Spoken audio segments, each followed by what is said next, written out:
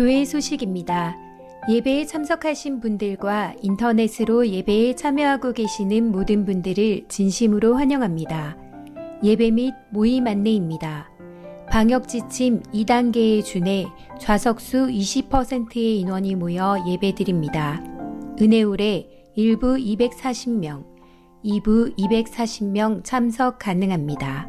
모든 예배와 기도회는 모여서 드리며 온라인도 병행합니다. 새벽 기도회는 온라인 방송을 하지 않습니다. 추후 변동사항이 있을 때에는 즉시 안내해 드리겠습니다. 새가족 수료식이 오늘 오전 2부 예배 후에 있습니다. 새가족 교육과정을 이수하고 수료하시는 분들을 축하해 주시고 위에서 많은 기도와 관심 부탁드립니다. 오늘 기간 원래에는 방역 2단계 관계로 인해 모이지 않습니다. 방역 단계가 2단계로 지속되거나 상향 조정되면 다른 원래에도 모이지 않습니다.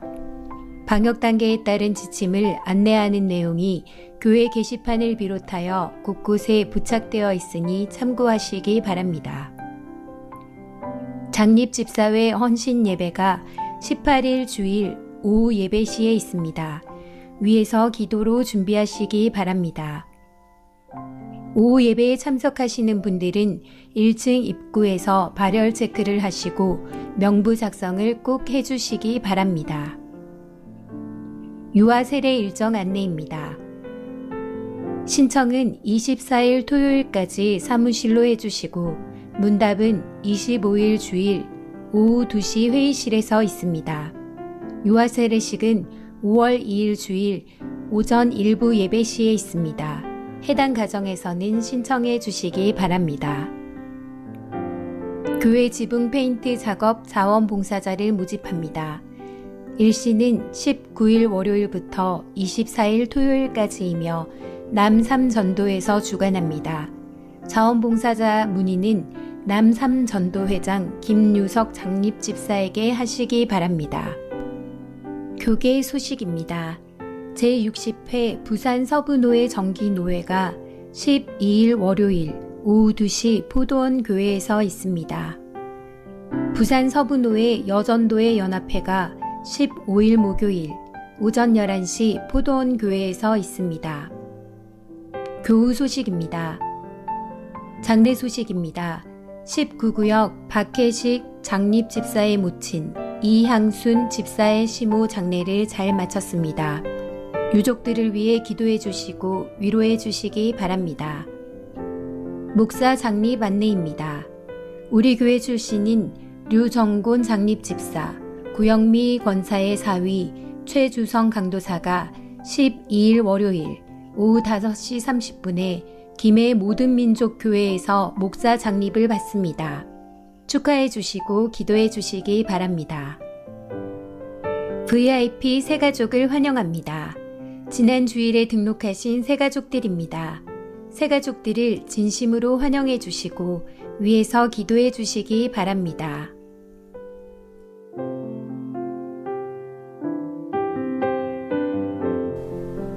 사상교회 식구님들, 경건한 마음과 몸가짐으로 하나님께서 기뻐 받으시는 예배 되도록 최선을 다하시고 이 시간 하나님께 드리는 예배와 선포되는 말씀을 통해 큰 은혜 받으시기 바랍니다. 할렐루야. 예수님 부활 후 첫째 주일 1부 예배 전 세대 예배에 나오신 여러분들을 주님의 이름으로 환영합니다. 우리 앞뒤 좌우에 계신 분들과 함께 인사 나눕시다. 오늘도 하늘 복 많이 받으십시오. 각 가정에서 우리 교회 학교 학생들과 부모님들 또 교사 선생님들이 함께 또 온라인으로 참여하고 계십니다. 하나님 주신 마음으로 함께 마음을 잘 모아서 바른 태도로 예배 자리로 나아갈 수 있도록 함께 지도해 주시고 모범을 보여주시기를 부탁을 드리겠습니다. 우리 모두 기도하는 마음으로 자리에 일어나서 사도신경으로 우리의 신앙 고백하며 예배의 자리로 나아가겠습니다. 나는 전능하신 아버지 하나님 천지의 창조주를 믿습니다. 나는 그의 유일하신 아들 우리 주 예수 그리스도를 믿습니다. 그는 성령으로 잉태되어 동정녀 마리아에게서 나시고 본디오 빌라도에게 고난을 받아 십자가에 못 박혀 죽으시고 장사된 지 사흘 만에 죽은 자 가운데서 다시 살아나셨으며 하늘에 오르시어 전능하신 아버지 하나님 우편에 앉아 계시다가 거기로부터 살아있는 자와 죽은 자를 심판하러 오십니다. 나는 성령을 믿으며 거룩한 공교회와 성도의 교제와 죄를 용서받는 것과 몸의 부활과 영생을 믿습니다. 아멘. 오늘도 우리와 함께 하시는 그 주님의 이름을 높이며 나아갑시다.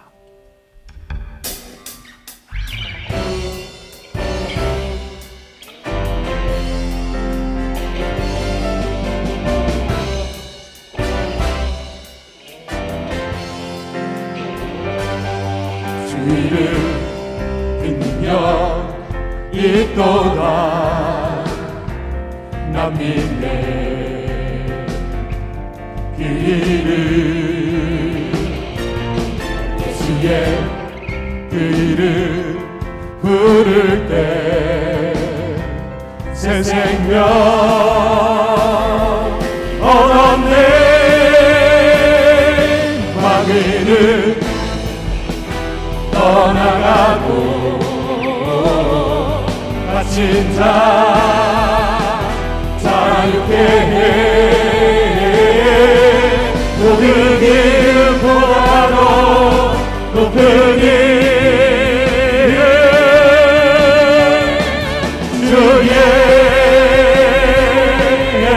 예수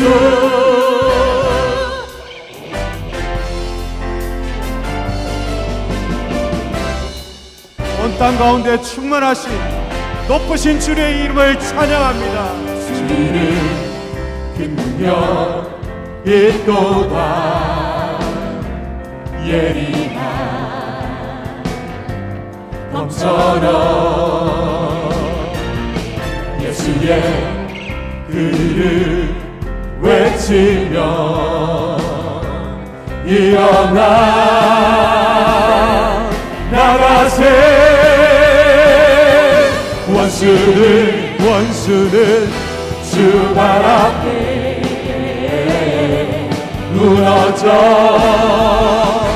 떠나가네 모든 이름보다도 높은 이름 주 예수 원수는 주 발 앞에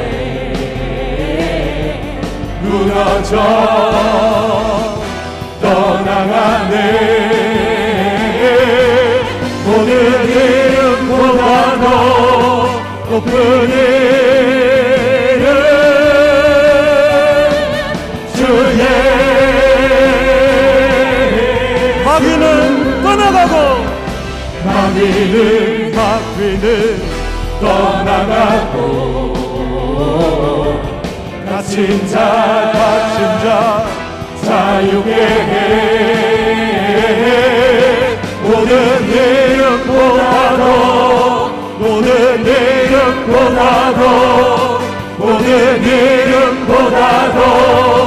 높은 이름 주 예수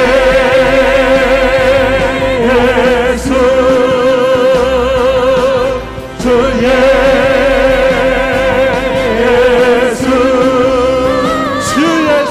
주 예수 할렐루야 살아계신 주를 이기시고 무덤에서 일어나 살아계신 주님 영원히 계시네 할렐루야 할렐루야 살아계신 주를 이기시고 무덤에서 일어나 살아계신 주님 영원히 계시네 그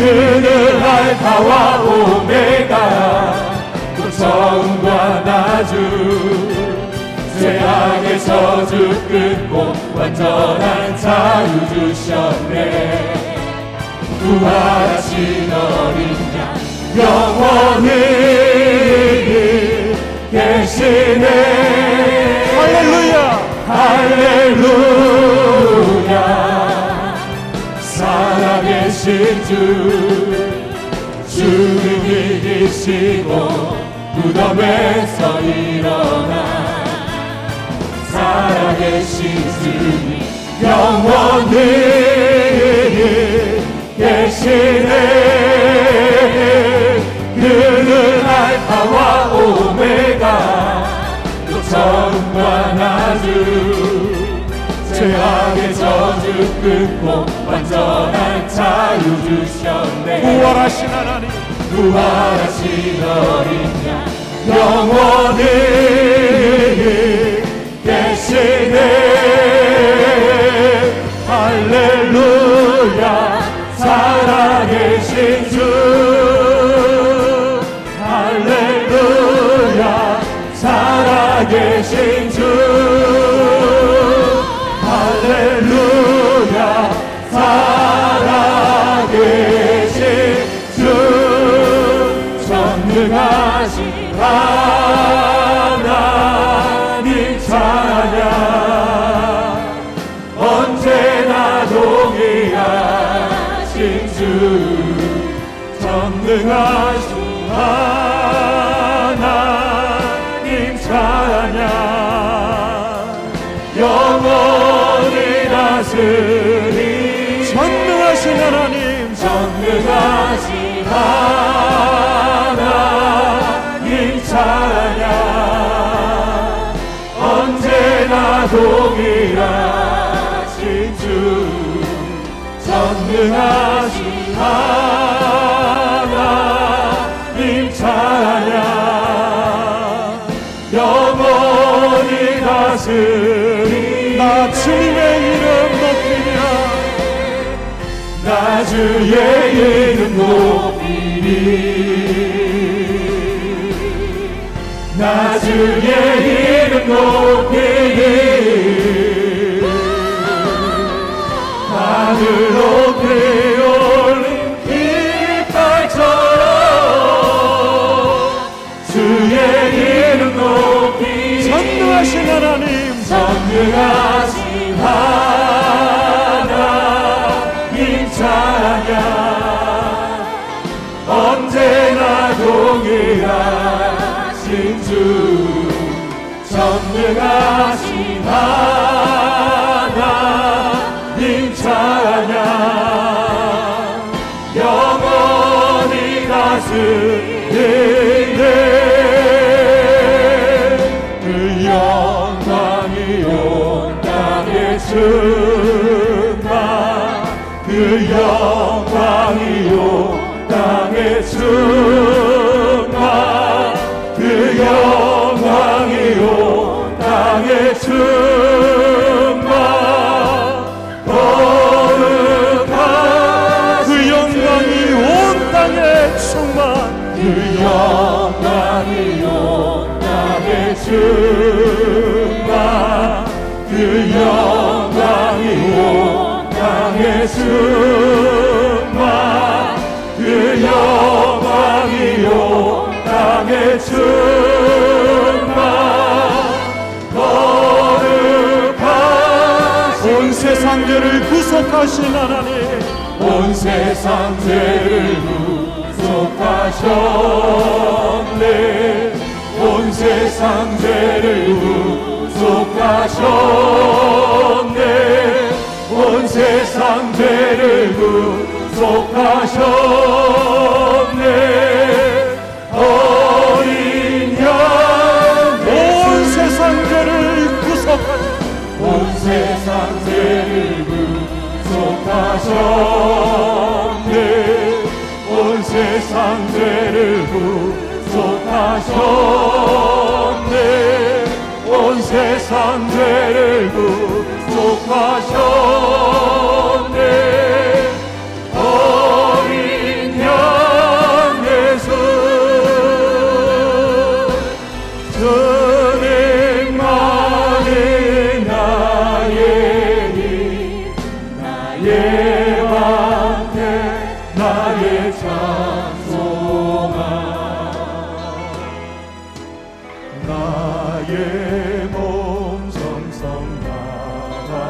서서 주님 경배하리. 우리 주님을 향하여 두 손을 높이 들고 주님만이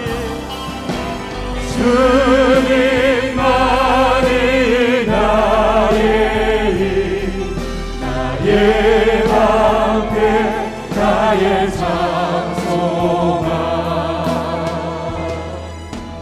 나의 몸 성성 나가 서서 주님 경배하리.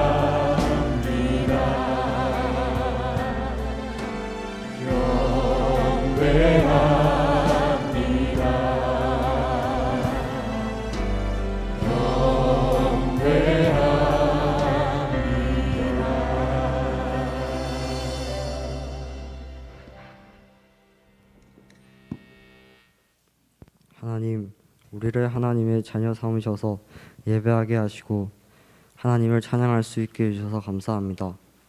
일주일 동안 살아가면서 생각으로, 행동으로, 마음으로 지은 모든 죄를 용서해 주세요.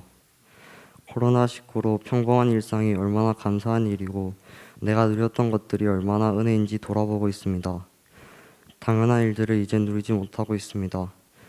내 이름으로 일컫는 내 백성이 그들의 악한 길에서 떠나 스스로 낮추고 기도하여 내 얼굴을 찾으면 내가 하늘에서 듣고 그들의 죄를 사하고 그들의 땅을 고칠지라 하신 말씀처럼 우리가 더 하나님 앞에 겸손히 회개하고 아버지의 얼굴을 구합니다. 우리 죄를 용서하시고 이 땅을 속히 고치시고 회복시켜 주셔서 함께 마음껏 찬양과 예배를 드릴 수 있게 해주세요. 이 자리에 함께하지 못하지만 집에서 온라인으로 예배 드리는 친구들을 기억하여 주시고 코로나로 힘들게 생활하는 친구들도 기억하여 주세요. 예배를 더욱 집중하게 하시고 기도와 감사 넘치는 우리가 되게 해주세요. 설교하시는 목사님과 전도사님을 통해 전해주시는 말씀을 듣고 우리가 더욱 하나님의 마음을 깨닫고 알아가게 해주세요. 이 시간 함께 해주실 아버지께 감사드리며 예수님 이름으로 기도합니다. 아멘.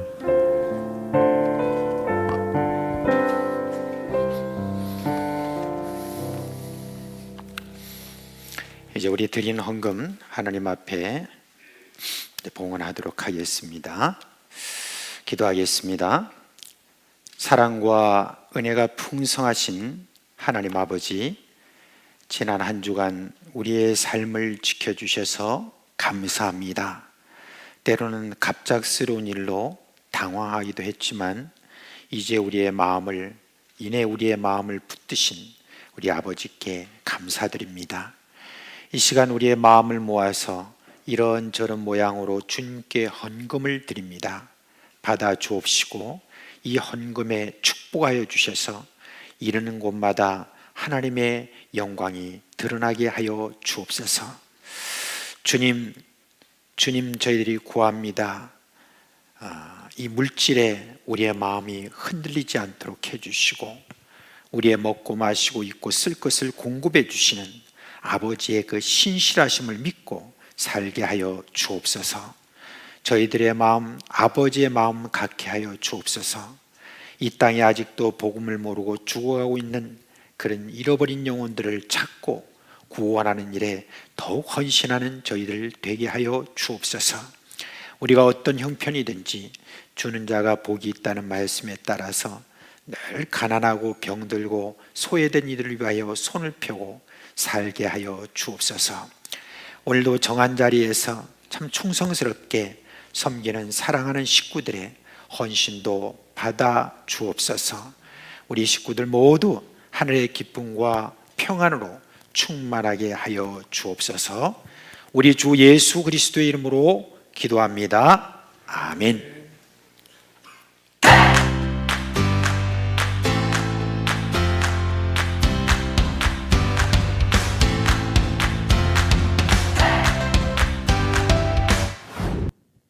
네, 오늘 하나님께서 우리에게 주신 말씀은 사도행전 20장 24절의 말씀입니다. 네, 우리 함께 큰 목소리로 읽어보도록 하겠습니다. 시작. 내가 달려갈 길과 주 예수께 받은 사명 곧 하나님의 은혜의 복음을 증언하는 일을 마치려 하면은 나의 생명조차 조금도 귀한 것으로 여기지 아니하노라. 아멘. 안녕하세요. 네, 안녕하세요. 네, 안녕하세요. 네, 저는요 오늘 바울이에요. 누구라고요? 네, 맞습니다. 저는 오늘 바울이에요. 네, 제가 오늘 여기 온 이유는 여기 전도사님을 대신해서 성경에 나오는 저의 이야기를 좀 전해주려고 왔어요. 여기 모이신 수많은 사람들이 하나님께 예배하고 기도하고 말씀 듣는 모습을 보니까 제 마음도 뜨거워지고 너무 감동적인 것 같아요. 저는요 어릴 때부터 이 하나님의 말씀을 배웠던 사람이었어요. 그런데 하나님의 말씀을 배웠는데 예수님을 몰랐어요. 예수님 몰랐어요. 그래서 저는 율법을 지키고 율법을 행하는 것이 하나님의 말씀을 지키고 하나님께서 원하시는 것인 줄 저는 알고 있었어요. 그래서 하나님의 율법을 엄격하게 지키는 바리새인 줄 알았고 그렇게 살기 시작했어요. 그런데 갑자기 저의 귀에 이상한 소리가 들리는 거예요. 동네 사람들, 여러분, 구원을 받으려면 율법을 지키는 것이 아니라 우리를 위하여서 십자가를 지시고 부활하시고 승천하신 예수님을 믿어야만이 우리가 구원을 받을 수 있습니다. 여러분, 예수님을 믿으세요? 여러분, 이 말을 들으셨나요? 이 말이 진짠가요? 예수님을 믿으면 진짜로 우리가 구원을 받을 수 있나요? 네, 맞습니다. 지금은 저는 그렇게 믿고 있지만 예수님은 알기 전에 저는 그렇게 믿지를 않았어요. 그래서 예수님을 전하는 저 사람들의 말이 율법을 행하기 원하는 그 유대인들의 마음들을 흔들어 놓고 유혹하고 어지럽힌다고 저는 생각을 했어요. 그래서 저는 그것을 바로잡기 위해서 예수님을 믿는 사람들을 때리고요, 막 조롱하고요, 감옥에 가두고요, 그렇게 저는 박해했어요. 그렇게 계속해서 예수님을 믿는 사람들을 박해하고 있던 어느 날이었어요. 저 옆에 있는 다메섹이라는 도시에 예수님을 믿는 사람들이 모였다는 얘기를 듣고 저는 예수님을 믿는 사람들을 잡으러 다메섹이라는 도시로 가기 시작했어요. 그런데 길을 가던 도중에 어떤 말이 저에게 들리는 거예요. 사울아, 사울아, 어찌하여 나를 박해하느냐? 나는 너가 박해하는 예수라. 네, 이 얘기가 들리는데 저는 눈이 너무 부셔서 눈을 뜰 수가 없었어요. 그런데 저는 이 말을 들었을 때 이것보다 더 충격적인 거는 예수님께서 진짜로 계신다는 거였어요. 예수님께서 진짜로 계셔서 저에게 말씀하신 거예요. 정말 이 땅의 구원자가 예수님이라고, 왜 너가 예수님을 믿는 사람을 박해하냐고 저에게 말씀하시는 거예요. 저는 이 말을 듣고 그제서야 깨달았어요. 아, 예수님이 진짜로 계신 분이구나. 내가 율법을 행함으로써 구원을 받는 게 아니라 진짜로 예수님을 믿음으로써 구원을 받을 수 있구나. 제가 그것을 깨달았어요. 그렇게 제가 예수님을 믿었을 때 저의 삶이 바뀌기 시작했어요. 저는 예전에는 예수님을 믿는 사람들을 박해하고 못 살게 구고 감옥에 가두는 그런 삶을 살았지만 이제는 예수님의 이름을 전하는 삶을 살게 하셨어요. 그래서 저는 예수님의 이름을 전하기 시작했어요. 여러분, 예수님 믿으세요. 이제는 진짜로 예수님을 믿어야만 구원을 받을 수 있어요. 여러분이 구원을 받을 수 있는 길은 오직 예수님뿐이에요. 이렇게 저는 예수님을 전하기 시작했어요. 그렇게 다른 나라 사람에게도 예수님의 이름을 전하는 3번의 선교 여행을 가기 시작했어요. 이 3번의 선교 여행을 갔을 때 하나님께서는 저에게 놀라운 부흥을 주셨어요. 제가 예수님의 이름을 전할 때 그 사람들이 예수님의 이름을 믿기 시작했어요. 그리고 교회 없던 그 지역 가운데 수많은 교회가 세워지기 시작했어요. 정말 감사하게 하나님께서 저를 통해 역사하셨어요. 물론 그 가운데 수많은 박해들도 있었어요. 어떤 사람은 저를 때리기도 하고요, 감옥에 가두기도 하고, 어떤 사람은 저를 죽기 직전까지 돌을 던지기도 했어요. 그런데도 저는 너무나 감사했어요. 예수님의 이름을 전할 수 있다는 것이 너무나 감사했어요. 이 3번의 선교 여행을 마쳤을 때 저는 여기서 이 선교를 끝낼 수 없었어요. 그래서 저는 더 많은 사람들에게 이 온 땅의 복음을 전하기 위해 예루살렘으로 가기로 결정했어요. 그렇게 예루살렘으로 가는 길에 저의 오랜 동역자였던 에베소 장로들을 밀레도로 불러서 만나기도 했어요. 저 멀리서 에베소 장로들이 저를 향해 오고 있었어요. 저는 너무나 그들이 반가웠어요. 근데 그들이 왔을 때 저를 향해서 울고 저의 손을 붙잡고 저의 몸을 붙잡고 저를 안고 울고 있는 거예요. 그들이 우는 이유는 단 하나였어요. 저 때문이었어요. 그 예루살렘에는 저를 싫어하는 유대인들이 너무나 많았어요. 예수님의 이름을 전하는 제가 너무 싫었고 저를 보면 죽이려고 했어요. 그래서 그 에베소 장로들은 저를 향해 울면서 말렸어요. 바울 선생님, 예루살렘에 가시면 안 돼요. 가면 선생님 죽어요. 그렇게 저를 말리기 시작했어요. 그걸 봤을 때 저는 그들의 마음을 알았어요. 그들이 저를 말리는 이유는 저의 사역을 방해하는 것이 아니에요. 저를 너무 사랑했고 저를 너무 걱정했고 저를 너무 좋아했기 때문에 저를 말렸던 것이었어요. 그들의 마음을 알았지만 저는 그들 향해 이렇게 얘기했어요. 내가 달려갈 길과 주 예수께 받은 사명 곧 하나님의 은혜 복음을 증언하는 일을 마치려 하면은 나의 생명조차 조금도 귀한 것으로 여기지 아니하노라. 아멘. 저의 생명조차 조금도 귀하지 않았어요. 제가 그 땅에 가서 복음을 전할 때 제 목숨이 위험할지라도 제가 죽을지라도 예수님의 이름을 저 땅에 있는 사람들에게 전할 수 있다면 제가 죽는 것조차 두렵지 않았어요. 오히려 제가 죽는 것이 감사했어요. 하나님 저를 사용해 주셔서 너무나 감사해요. 제가 주님의 복음을 전할 수 있다면 제 모든 것을 드리길 원해요. 정말 그들이 예수님을 믿을 수 있다면 제가 죽어도 상관없어요. 그것이 저의 마음이었어요. 지금도 변함없어요. 여기 저의 말씀을 듣는 여러분들도 그렇게 살기를 원해요. 저처럼 오직 예수님을 믿고 오직 예수님을 위해 살고 오직 예수님을 전하는 우리 모두가 되었으면 좋겠어요. 저는 이제 예루살렘에 가요. 예루살렘에 가면 저는 죽을지도 몰라요. 하지만 죽는 저를 대신해서 여러분들이 저의 뒤를 이어서 오직 예수님만을 믿고 오직 예수님을 사랑하고 오직 예수님을 위해 살고 오직 예수님만 전하는 우리 모두가 되었으면 좋겠어요.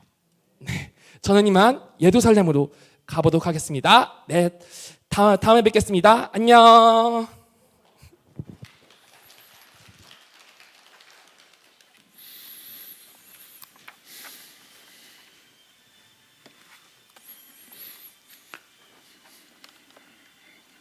그럼 지금이라도 조금 꺼주시면 휴대폰. 네, 다들 자기 휴대폰이 꺼지지 않은 분은 좀 점검하시고 좀 휴대폰을 다 좀 꺼주시길 바랍니다. 우리 전도사님이 휴대폰이 울리는데도 저렇게 설교할 수 있다면 보통 강한 사람이 아닙니다. 진짜 힘들거든요. 그때가 되면. 네, 그런데도 저렇게 하시는 건 감동적입니다. 제가 눈물이 납니다. 참 감사합니다. 자, 이제 우리 주일학교 오늘 우리 주일학교 우리 어린 식구들이 이렇게 와 있어요. 우리 주일학교 어린 식구들 또 이렇게 왔는데 우리 성경 암송 한번 해야 되겠죠? 그죠? 네, 우리 성경 암송 같이 한번 하도록 하겠습니다. 요한복음 시작. 요한복음 3장 16절로 18절 말씀. 하나님이 세상을 이처럼 사랑하사 독생자를 주셨으니 이는 그를 믿는 자마다 멸망하지 않고 영생을 얻게 하려 하심이라. 하나님이 그 아들을 세상에 보내신 것은 세상을 심판하려 하심이 아니요 그로 말미암아 세상이 구원을 받게 하려 하심이라. 그를 믿는 자는 심판을 받지 아니하는 것이요 믿지 아니하는 자는 하나님이 독생자 이름을 믿지 아니하므로 벌써 심판을 받은 것이니라. 요한복음 3장 16절로 18절 말씀. 아멘. 늘 잘 외우다가도 저도 헷갈려요. 그죠? 이 세 구절을 다 외우려니까 많이 힘드시겠지만 이거 하고 나면 참 은혜롭습니다. 자, 우리 이제 몇 명 안 되지만 우리 어린 식구들 자리에서 한번 일어나 주세요. 네. 아유, 예, 일어나 주세요. 유치부도 왔어요. 예, 감사합니다. 자, 오늘 이 인터넷으로 지금 방송을 보고 있는 우리 어린 식구들도 다 자리에서 일어나세요. 그래서 하나님이 주신 또 축복을 함께 다 받아 누리길 바랍니다. 자, 목사님 이제 축도하겠습니다. 우리 주 예수 그리스도의 은혜와 하나님 아버지의 그 크신 사랑과 그리고 성령의 위로하심과 또 저희 가운데서 일으키시는 모든 생명의 역사가 오늘도 이 바울의 이 참 피맺힌 정말 마음을 다한 그런 모든 고백을 듣고 그 마음속에 헌신을 가지려고 하는 사랑하는 우리 자녀들 머리 위에 영원토록 함께 있을지어다. 아멘. 예, 우리 자녀들은 이제 또 줌으로 만나기 위해서 또 가야 합니다. 우리 함께 축복하고 인터넷으로 또 줌으로 다 흩어집니다. 축복합시다. 주님 너를 항상 인도하시니 메마른 땅에서도 너를 만족시키리. 너는 물된 동산 같겠고 마르지 않는 새 같으리. 너는 물된 동산 같겠고 마르지 않는 새.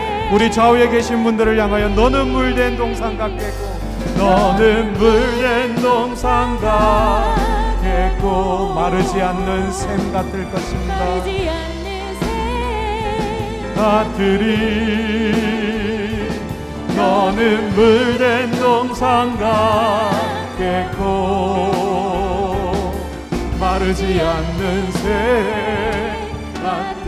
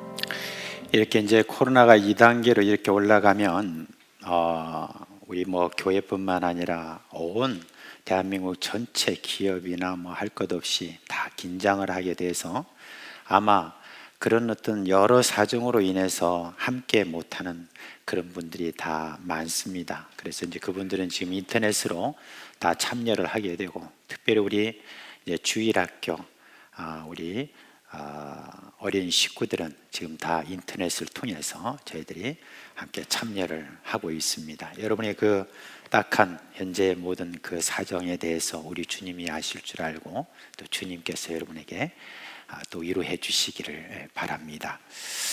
하나 더 광고를 좀 드리겠습니다.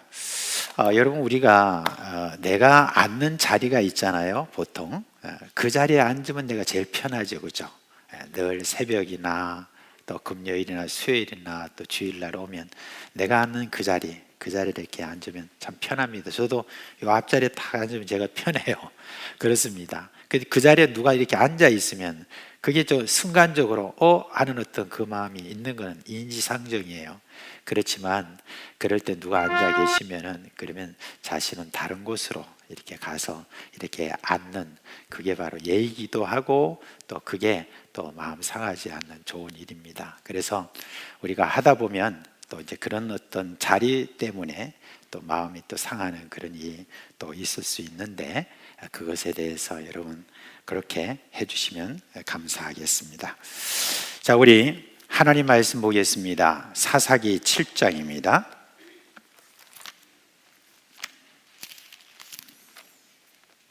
사사기 7장 4절로 8절에 있는 말씀입니다. 사사기 7장 4절로 8절에 있는 말씀입니다. 자, 오늘은 우리 한 목소리로 읽겠습니다. 7장 4절로 8절에 있는 말씀 읽겠습니다. 여호와께서 또 기드온에게 이르시되 백성이 아직도 많으니 그들을 인도하여 물가로 내려가라. 거기서 내가 너를 위하여 그들을 시험하리라. 내가 누구를 가리켜 내게 이르기를 이 사람이 너와 함께 가리라 하면 그는 너와 함께 갈 것이요, 내가 누구를 가리켜 내게 이르기를 이 사람은 너와 함께 가지 말 것이니라 하면 그는 가지 말 것이니라 하신지라.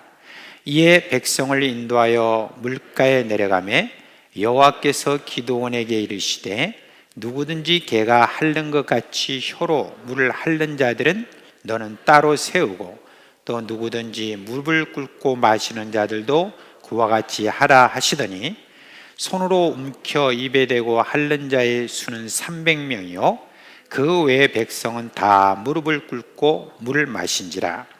여호와께서 기드온에게 이르시되 네가 이 물을 핥아 먹는 300명으로 너희를 구원하며 미디안을 내 손에 넘겨주리니 남은 백성은 각각 자기 처소로 돌아갈 것이니라 하시니, 이에 백성이 양식과 약파를 손에 든지라. 기드온이 이스라엘 모든 백성을 각각 그의 장막으로 돌려보내고 그 300명은 머물게 아니라 미디안 진영은 그 아래 골짜기 가운데에 있었더라. 아멘. 여러분, 300이라는 영화가 있습니다. 혹시 보신 분 계세요? 보신 분들이 좀 있는 것으로 그렇게 압니다. 옛날에 그리스와 페르시아의 그 전쟁을 그린 그 영화입니다. 스파르타의 용사 300명이 페르시아의 대군대와 싸우는 그 전쟁 이야기입니다. 이 300명의 군인들이 얼마나 대단한지 25만 명이나 되는 엄청난 그 페르시아 군사들을 맞아가지고 아주 잘 싸우다가 결국엔 모두가 전사하는 그런 내용이 담겨 있습니다. 근데 그 영화에서 강조하고자 하는 것은 강인한 정신과 의지가 있다면 인간은 엄청난 힘을 보여줄 수 있다라고 하는 것을 거기에서 그리려고 했던 것 같습니다. 여러분, 이런 영화들은 나라마다 다 널려 있습니다. 여러분, 람보 아시죠? 미국 영화 람보. 그 다음에 또 인도 영화 보니까 바후발리 나우발리라고 하는 어떤 영웅 이야기도 있고, 그리고 또 우리 나라에는 조선시대에 누가 있습니까? 벌써 다 아시네. 이순신이 있지 않습니까? 이순신이 한 말이 유명한 말이 있죠. 전하, 아직도 신에게는 12척의 배가 남아 있습니다 라고 그렇게 했지 않습니까? 300명의 헌신된 용사가 있다면 또 12척의 배에 타고 있는 일사가구의 그 용사들이 있다고 한다면 어떤 전쟁에서도 이길 수 있다라고 하는 그러한 용기를 북돋는 그런 영화이기도 하고 이야기입니다. 오늘 우리가 읽은 이 내용에 등장하는 이 기드온과 함께하는 용사도 몇 명입니까? 300명입니다. 그러니까 이 이야기에 등장하는 300명의 용사 역시 영웅적인 그런 용사라고 생각하는 그런 분들이 있는 것 같습니다. 그러나 그런 생각은 성경이 말하는 바와는 전혀 다릅니다. 여기 등장하는 기드온이나 또 300용사는 아까 말씀드렸던 그 스파르타 300명의 군사들과는 전혀 좀 다른 어떤 사람들이라는 걸 오늘 여러분께 말씀을 드리려고 합니다. 먼저 여러분, 기드온, 이 사람은 누군가 하는 것을 말씀드립니다. 300명을 이끌고 13만 5천 명에 되는 미디안 군대와 상대한 그 기드온, 이 사람은 누굽니까? 이제 이스라엘 백성들이 하나님을 떠나서 우상 숭배를 하고 온갖 나쁜 짓을 하자 하나님이 미디안을 강하게 해가지고 이스라엘을 괴롭혔습니다. 7년 동안 미디안의 그 실달림을 받는데 미디안은요 희한하게 이스라엘을 괴롭혔어요. 매년 씨를 뿌릴 때쯤이면 군대들이 와가지고 이제 토지를 완전히 뒤엎어 버립니다. 오늘날처럼 무슨 트랙터를 가지고 와서 하는 것이 아니라 그 수많은 군인들이 확 와가지고 벌써 기름진 밭에 다 이렇게 씨를 뿌리고 났는데 그 씨를 뿌린 그 장소에다가 진을 치고 말이죠. 군인들이 막 왔다 갔다 하면서 다 짓밟는 것입니다. 그러니까 이게 씨가 자라지를 못하는 그와 같은 일들이 거기에 벌어지고 말았습니다. 그리고 이들은 그냥 온 게 아니에요. 이들과 함께 또 많은 짐승들을 데리고 옵니다. 그들이 와가지고는 이스라엘 사람들이 남아있는 그런 양식 이런 것들을 빼앗아가지고 그들의 짐승들에게 먹이고, 그것도 모자라서 이스라엘 사람들의 양이나 소나 나귀도 빼앗아가가지고 남겨두지를 않았습니다. 그러니까 그 피해는 이루 말할 수가 없는 그런 지경에 이르렀던 것입니다. 그래서 사람들은요 미디안 사람들을 피해가지고 산으로 올라갔어요. 거기다가 웅덩이를 파거나 굴을 파거나 그리고 산성을 만들거나 그렇게 하면서 거기서 살았다고 합니다. 그리고 거기다가 조그마한 땅대기에다가 밀과 포도를 심고 몇 마리의 그 짐승을 거기다 키웠습니다. 그러니 거기에서 거둔 것이 여러분 얼마나 되겠습니까? 겨우 목에 풀에 칠할 정도 그렇게 저희들은 거두게 되었습니다. 이런 괴로움을 7년 동안 겪었으니까 여러분 얼마나 힘들었겠습니까? 늘 그렇듯이 어려운 상황에 이르면 이스라엘은 또 하나님 앞에 나가죠. 그러면서 이렇게 말합니다. 하나님, 여호와 하나님, 우리 조상 아브라함과 이삭과 야곱의 하나님, 우리를 불쌍히 여겨주세요. 하나님은요 아브라함과 이삭과 야곱의 하나님이요 하면 못 견디하시는 것 같아요. 왜냐하면 약속한 게 있거든요. 그러니까 이 이스라엘 백성이 그 약점을 아는지 계속 하나님 앞에 나갈 때마다 아브라함과 이삭과 야곱의 하나님 용서해 주십시오. 우리를 잘못했습니다. 용서해 주십시오. 이렇게 하면 하나님이 또 마음이 약해지셔가지고 그러면 이제 하나님 속도 없이 이스라엘 백성들을 위해서 사사를 또 보내주십니다. 이 사사라는 말은 재판장 이런 말도 있지만 원래 그 말은 구원자라는 말입니다. 그렇게 어려운 형편에 있는 그 지금 이스라엘 백성들을 구원하시기 위해서 하나님께서 사사를 택하시고 그를 보낸다, 바로 그겁니다. 이번에도 이스라엘 백성들의 신음소리를 들으신 우리 하나님이 사사를 택해서 보내려고 합니다. 천사를 어디다 보냈느냐? 오브라라고 하는 곳에 보냈습니다. 그곳에서 한 사람이 밀을 포도주를 짜는 그 틀에 그 위에서 타작을 하고 있는 사람입니다. 타작이라고 하니까 조금 말이 뭐 좀 그런데 거기서 뭘 이렇게 비벼가지고 이렇게 하는 그런 어떤 타작을 말합니다. 그 사람이 누구냐면 바로 기드온입니다. 포도주 틀에 여러분 밀을 타작한다고 이렇게 했지 않습니까? 여러분 밀을 타작하기 위해서는 원래 어디다 타작을 해야 됩니까? 이스라엘 백성들에게는 늘 넓디 넓은 타작마당이라고 하는 것이 있습니다. 그곳에다 탁 널려놓고 막 이렇게 타작을 해야 되는데, 그런데 그렇게 하지 못하고 포도주 틀이라고 하는 건요 얼마 안 됩니다. 조그마한 곳입니다. 거기다가 그 밀을 갖다가 타작하는 어떤 그 모습을 한번 생각을 해 보십시오. 이것을 보면 기드온은 어떤 사람이냐, 그저 평범한 이스라엘 백성 중에 한 사람일 뿐입니다. 미디안의 눈을 피해가지고 그저 자기와 식구들이 먹을 음식 정도를 겨우 구하는 그런 겁이 많은 그런 사람이에요. 이 기드온에게 하나님이 나타나셔서 뭐라고 말씀하시냐면 큰 용사여 여호와께서 너와 함께 이시도다. 그러니까 그 말을 들은 이 기드온이 어떻게 반응하냐면 이렇게 말합니다. 불평합니다. 아, 여호와께서 우리와 함께 하신다고요? 그러면 우리에게 어찌 이런 비참한 일들이 이렇게 벌어지도록 지금 놔두고 계시는 겁니까? 아, 저는 못 믿겠어요. 이렇게 말합니다.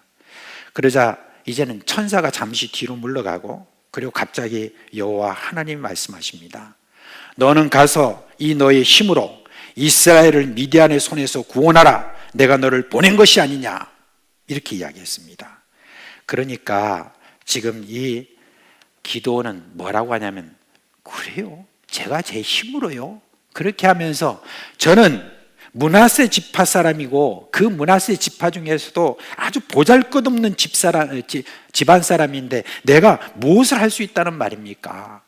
내 입장에서 뭐 어떤 사람들을 동원할 만한 어떤 그런 정치력이나 뭐 능력이나 집안이나 뭐 하나도 없는 것 아닙니까? 라고 그렇게 이야기를 했습니다. 정말 그렇죠.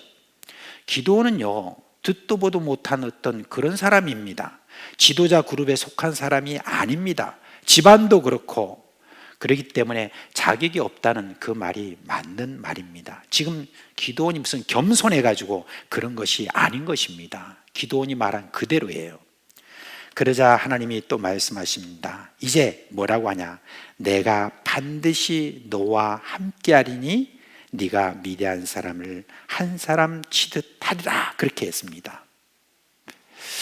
이제 결국은 이 기드온이 내가 너와 함께한다 라고 하는 이 말에 대해서 드디어 마음이 좀 이렇게 열린 것 같아요. 그렇게 마음이 열려가지고 이제 하나님에게 또 이제 뭔가 좀 확인할 것이 있었던 것 같아요.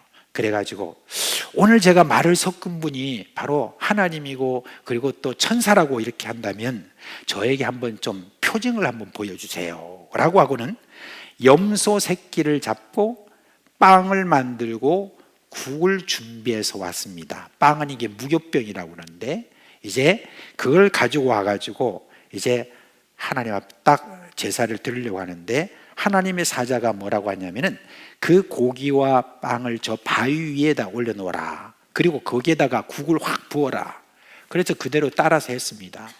했는데 이 천사가 딱 지팡이를 내어미니까 세상에 그 지팡이에서 불이 나오는 것이 아니라 바위에서 불이 나와가지고 완전히 다 태워버린 겁니다. 그러자 얼마나 이 기드온의 마음속에 야 정말 진짜 능력의 하나님이시다라는 그런 마음이 그 안에 있지 않았겠습니까? 그런데 또 한편으로는 뭐가 있었습니까? 두려움이죠. 하나님이나 하나님의 천사를 이렇게 마주 본 사람들은 다 죽는다라고 하는 그게 바로 이스라엘의 정설이었어요. 그렇기 때문에 내가 오늘 하나님을 이렇게 봤더니 내가 하나님의 천사를 이렇게 말을 섞다니 아이고 나는 죽는구나 하는 그런 두려움이 몰려왔는데 그걸 아는 하나님께서 뭐라고 말씀하십니까? 두려워하지 말라, 네가 죽지 않을 것이다. 그렇게 했습니다. 이제 기드온은 이런 체험을 하고 난 다음에 하나님의 말씀에 적극적으로 순종합니다. 집안에 있는 우상을 찍어내고 없애고 용기를 막 이렇게 내고 있습니다. 그때 미디안의 군대가 요단강을 건너온 거예요. 이제 하나님의 택하신 기드온에게 하나님의 영이 임했습니다. 그리고 기드온을 사사로 세웠다는 그 소식이 삽시간에 퍼졌습니다. 그러자 이 므낫세 지파 외에도 기드온 주변으로 많은 사람들이 이렇게 몰려왔습니다. 이제 그들을 이끌고 전쟁에 나가면 되는 것이죠. 하나님이 나와 함께 하시고, 그리고 이렇게 많은 사람들이 왔으니까. 그런데 기드온에게는 또 의심병이 도집니다. 하나님께 말합니다.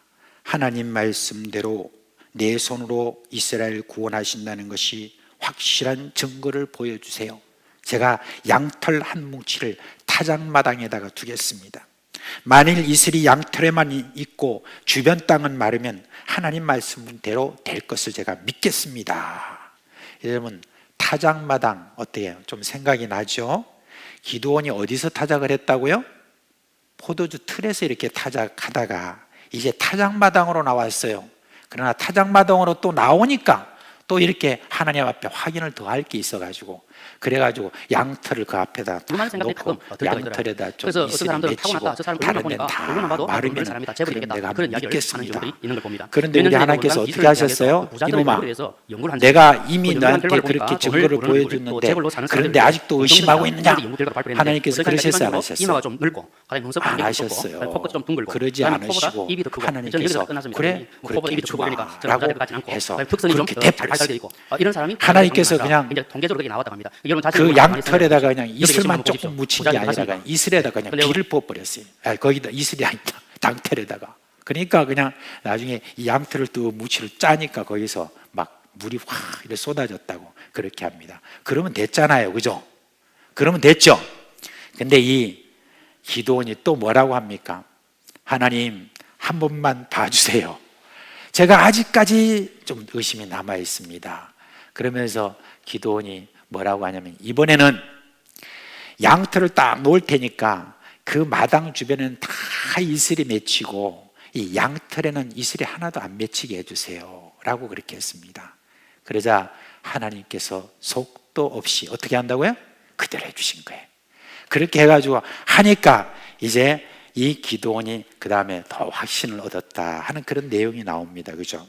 여러분, 이 기드온의 모습을 보면서 어떤 생각이 좀 드세요? 어떤 생각이 드세요? 애지간히 해라, 그런 생각이 여러분 안 들겠습니까? 저 같으면 하나님이 기분 나빠하실 것 같아서 한 가지 정도로 그냥 하나님께 요구하고 말겠어요. 근데 이 기도는 그렇지 않았습니다. 이거를 보고 엑섬이라고 하는 이 주석가가 참 재미있는 이야기를 했습니다. 사사기에 나오는 그 어떤 인물도 기드온보다 더 많은 하나님의 증거와 확신을 받은 사람이 없고 기드온보다 더 많은 의심을 품은 자 없었다, 그렇게 이야기를 하고 있습니다. 근데 이 주석가가 말한 데 대해서 좀 저는 반발하고 싶습니다. 왜 그러냐면, 기드온이 왜 이렇게 하나님 앞에 요구를 계속했을까? 한편으로는 여러분, 의심이 많아서 더 많은 증거, 아까처럼 그렇게 여러분 그렇게 의심해서 그렇게 하나님 앞에 그 증거를 요구했다라고 이렇게 할 수도 있지만, 여러분 저는 좀 다르게 그렇게 생각을 해봅니다. 여러분, 이 기드온은 자기 주제를 알았습니다. 자기가 나가서 무엇을 한다라고 하는 어떤 그런 생각보다는 그의 마음속에 진짜 이 전쟁은 하나님이 하시는 것이냐, 정말 하나님이 하실 것이냐, 하나님의 의지가 정확하냐, 분명하냐, 그거를 계속해서 알아보는 그런 어떤 요구라고 저는 생각을 합니다. 여러분, 우리는 지나치게 하나님 앞에 뭘 요구하는 것에 대해서 우리가 하나님이 기분 나쁘실까? 내가 계속 이렇게 의심 많은 것으로 뭔가 비춰질까? 라고 여러분 그렇게 생각할지 모르지만, 하나님 앞에는 무엇을 요구한다 그럴지라도, 증거를 보여주세요라고 그렇게 요구한다 할지라도 하나님 그렇게 기분 나빠하지 않습니다. 오늘 이렇게 지금 역사를 보여주시면서 하나님께서 너 왜 그러냐, 왜 그렇게 의심이 많냐, 한 번도 그렇게 말씀한 게 없습니다. 그런 것을 우리가 볼 때, 여러분 지금 이 기드온이 지금 말한 어떤 그런 모든 요구에 대해서 하나님은 어떻게 받아주셨나 그렇게 생각해 볼 때 그렇습니다. 요놈이 내가 전쟁을 하는 것을 갖다고 확인하려고 자꾸 그러는구나. 그렇습니다. 하나님이 정말 누구를 택해서 그리고 쓰시고자 하면 늘 이렇게 하나님께서 약하신 모습을 보이시면서 그리고 이 전쟁은 내가 하는 것이다 라고 하는 것을 계속 보여주는 것을 우리가 알 수가 있습니다. 여러분, 우리는 하나님의 택한 백성으로서 어떤 전쟁이 여러 많은 개인적인 단체적인 여러 전쟁이 우리 앞에 닥치더라도 우리는 이런 마음이 있어야 됩니다.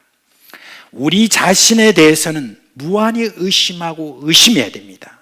그러나 하나님에 대해서는 늘 이렇게 생각하시면 됩니다. 하나님이 일으키신 전쟁은 하나님이 책임지신다 하는 것입니다. 내가 하는 것은 뭘 하는 것이냐? 그냥 하나님께 요구하는 것입니다. 증거를 계속해서 요구하는 것은 내가 요구하는 것이고 하나님이 하시는 것입니다. 그래서 우리가 기도원에서 배울 것이 있다고 하면 저는 이겁니다. 무슨 용기, 용맹 이런 어떤 것이 아니라 하나님이 전쟁을 하시도록 하라. 그게 바로 기도원에서 배울 수 있는 교훈이다라고 그렇게 볼 수가 있습니다. 자, 이 전쟁에 동원된 또 한 부류를 한번 살펴볼까요? 300명입니다. 이 300명이 누구냐? 이스라엘 전체 기도원이 사사가 되었다는 그 소문을 듣고 여기저기서 전쟁을 하겠다는 그런 사람들이 막 몰려왔겠죠? 그 사람들 중에는 젊은이도 있겠지만 나이가 제법 든 그런 사람들도 있었을 것입니다. 모두 다 사사와 함께하면 전쟁에서 이길 것이라는 그런 기대가 있었기 때문에 몰려든 것이죠. 이들의 숫자가 얼마라고요? 32,000명입니다. 여러분 32,000명 적은 숫자 아닙니다. 그죠? 굉장히 많은 그런 숫자입니다. 이 사람들이 이제 미디안 진영과 대치한 그곳에 진을 딱 쳤습니다. 그곳을 하로셈이라고 이렇게 하는데요.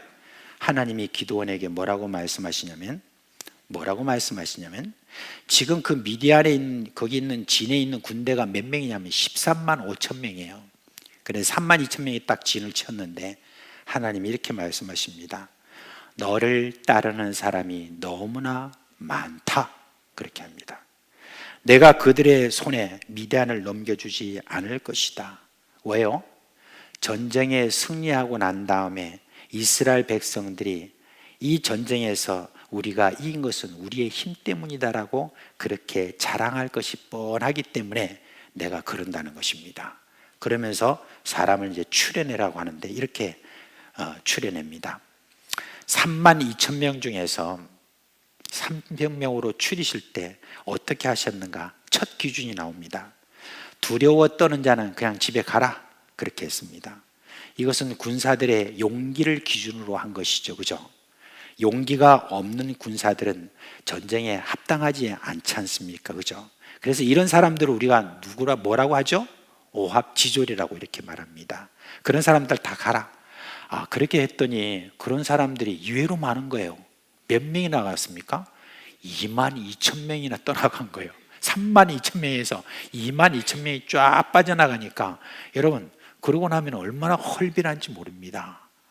10,000명이라는 숫자도 적지 않은 숫자인데 그런데도 불구하고 2만 2천 명이 빠져나가니까 너무너무 이렇게 비어있는 그런 느낌이 있지 않았겠습니까?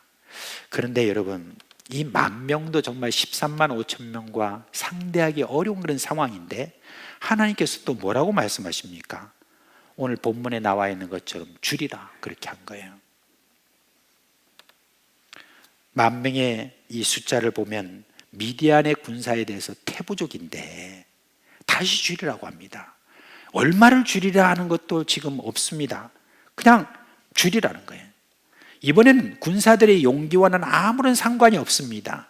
어떤 용기를 가지고 그걸 가지고 네가 용기가 많냐 없냐 이걸 따지면서 하나님이 줄이라고 한 것이 아니라 그 다음에 하나님께서 말씀하십니다. 모두 다 냇가로 내보내라. 그 하루셈이라니까 아마 물이 쫙 흘렀겠죠. 그곳으로 내보냈습니다. 그리고 물을 마시라고 합니다. 물을 마시는 모습이 이제 두 부류로 이렇게 나누죠. 한 부류는 물을 손으로 딱 떠가지고 개가 핥는 것처럼 이렇게 마셨다고 합니다. 그리고 또 한 부류는 뭐냐? 무릎을 꿇고 아마 그렇게 입을 대고 이렇게 물을 마신 것 같습니다. 저는 아직도 이게 뭔 말인지 아직도 제가 사실 이게 이해가 안 되는 부분이 많아요. 그냥 이렇게 개처럼 혀로 핥는다라고 하는 게 너무 좀 이렇게 좀 이상하게 보이잖아요. 그런데 이제 그런 모습을 이야기하고 또 무릎을 꿇고 정중하게 이렇게 이 모습이 뭐가 문제가 있는지 하는 어떤 생각인데, 아무튼 그 모습이 달랐던 것 같아요. 달랐는데 좀 보니까 9,700명은 무릎을 꿇고 이렇게 마셨고 300명은 이렇게 물을 떠가지고 이렇게 마셨다는 그런 내용이 나옵니다. 제가 옛날에 참 은혜를 받은 그 설교가 있었는데, 이 기도원에 대한 어떤 그런 설교였습니다. 그때 그 목사님이 설교를 하시면서 딱 이렇게 말씀하셨습니다. 300명이라는 사람은 어떤 사람인지 아느냐? 전쟁에 최적화된 사람들이었다. 이 사람들은 적이 오는가 안 오는가 다 사주 경계를 아주 잘하는 분이었다. 그래서 이분들은 딱 물을 떠가지고 딱 보면서 물을 핥고 이렇게 했던 사람이다 하면서 그분이 막 실감나게 막 말씀하시는 거예요. 그래서 제가 저분은 군대에서 오래 생활했던 분인가 보다, 그런 생각을 했어요. 그런데 그분이 그렇게 이야기를 하시면서 바로 이런 군사들을 데리고 이렇게 나갔으니까 전쟁이 승리를 한 것이다. 우리도 300명에 들어갑시다. 막 그렇게 하는데 막 제가 은혜를 받아가지고 와, 용기 팩배가 된 거예요. 그 300명에 들어가려고. 근데 여러분, 나중에 성경을 계속 보고 하니까 죄송하지만 그 근거가 희박했어요. 예. 하나님이 300명을 택하신 이유가 뭔지 아십니까? 뭐예요? 더 나은 용기입니까? 힘입니까? 경험입니까? 전혀 아닙니다. 딱 한 가지예요. 하나님의 300명을 택한 이유가 뭐죠? 적은 숫자라서 그런 거예요. 9,700명에 비해서 300명이 적잖아요. 그래서 하나님께서 300명을 택하신 겁니다. 300명이 여러분 13만 5천 명과 상대를 해서 전쟁을 한다는, 이게 전쟁이 말이 되는 겁니까? 말이 안 되는 것입니다. 그래서 여러분, 하나님이 적은 숫자이기 때문에 300명을 택한 것입니다. 제가 만약에 그 반대로 이렇게 물을 떠가지고 물을 하는 사람이 300명이었다면 그 300명으로 하나님은 택하실 것으로 그렇게 생각을 합니다. 이스라엘의 전쟁 이야기는 참 성경에 많이 나오죠. 그 전쟁을 치를 때 여러분, 그 말씀 속에 보면 다 이런 내용을 지지합니다.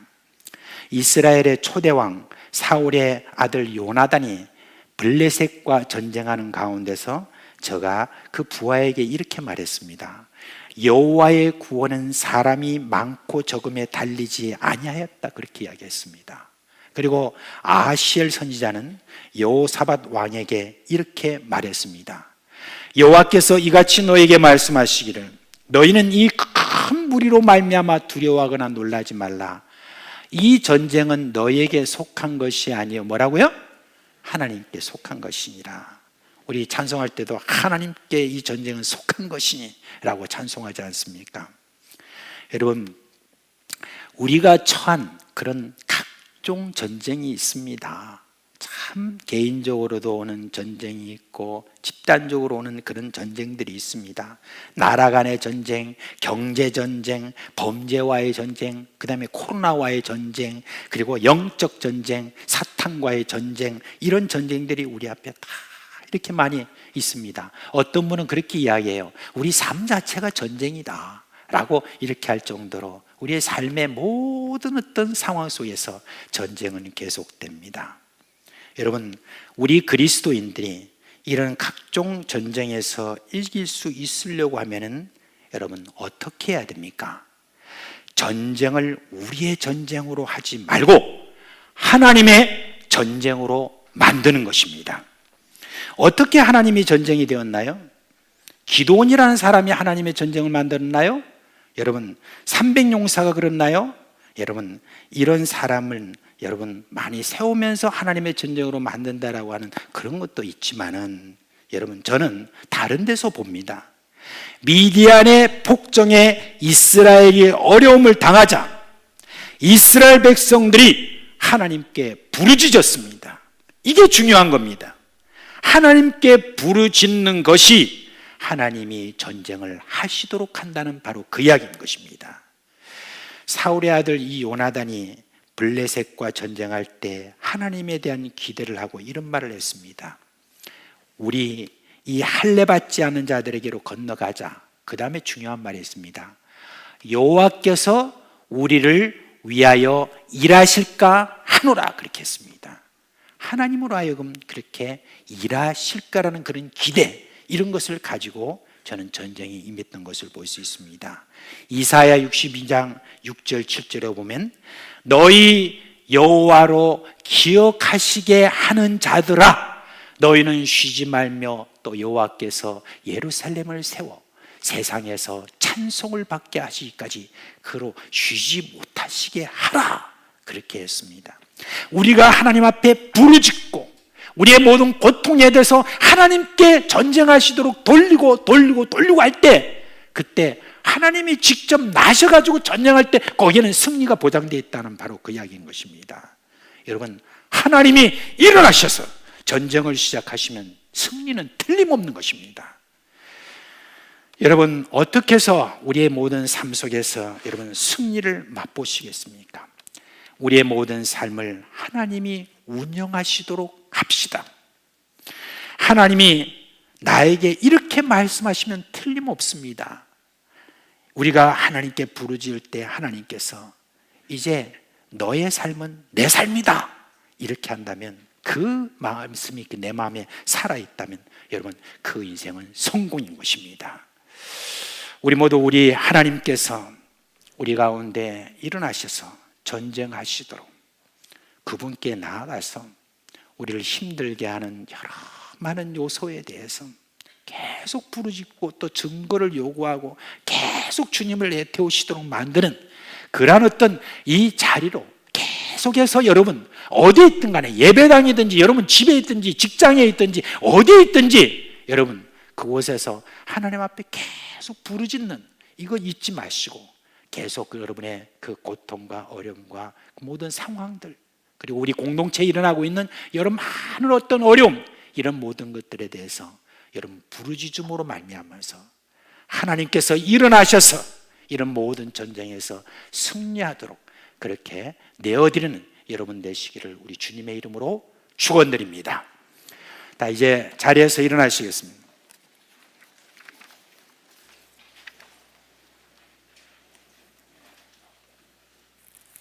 우리 찬송가 288장 부르겠습니다.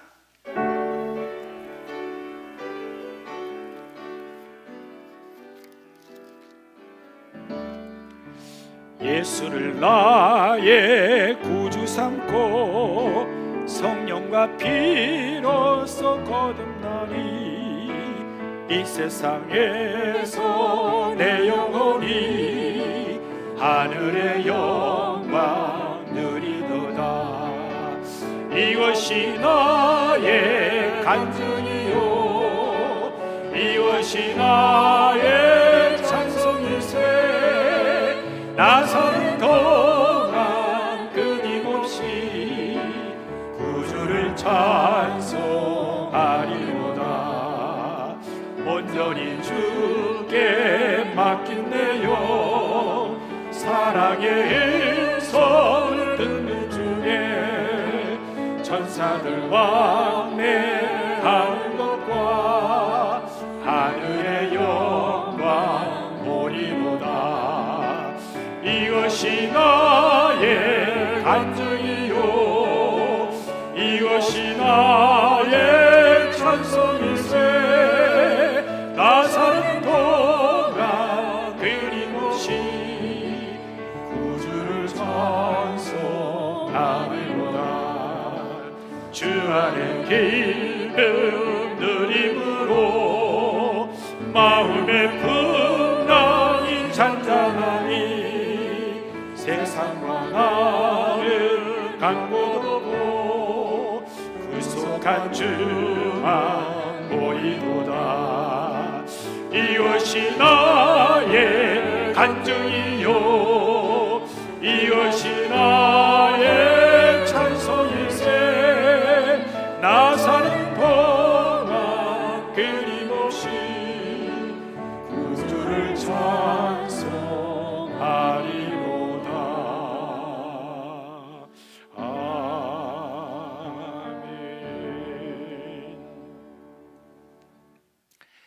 우리 주 예수 그리스도의 은혜와 하나님 아버지의 그 크신 사랑과 성령의 우리 가운데 계시면서 일으키시는 그 모든 생명의 역사가 오늘도 우리 주님께서 친히 전쟁에 나서시고 전쟁의 승리를 이끄시는 분으로 우리가 여호와께 늘 부르짖는 자 되기를 원하는 사랑하는 자녀들의 머리 위에와 그리고 그 가정과 그 생업이 영원토록 함께 있을지어다.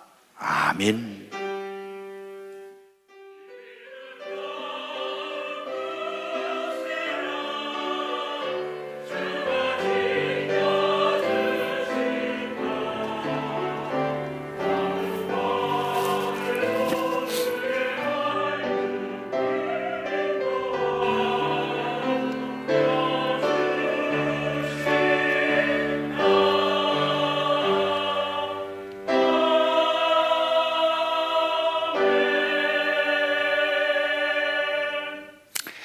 우리 하나님께서 여러분 가운데 평강으로 함께 하시기를 바랍니다. 우리 서로 얼굴 보시면서 한번 그렇게 축복해 보시죠. 샬롬 해주십시오. 네. 또 이번 한 주간 주님의 은혜가 여러분과 함께 하시기를 바랍니다.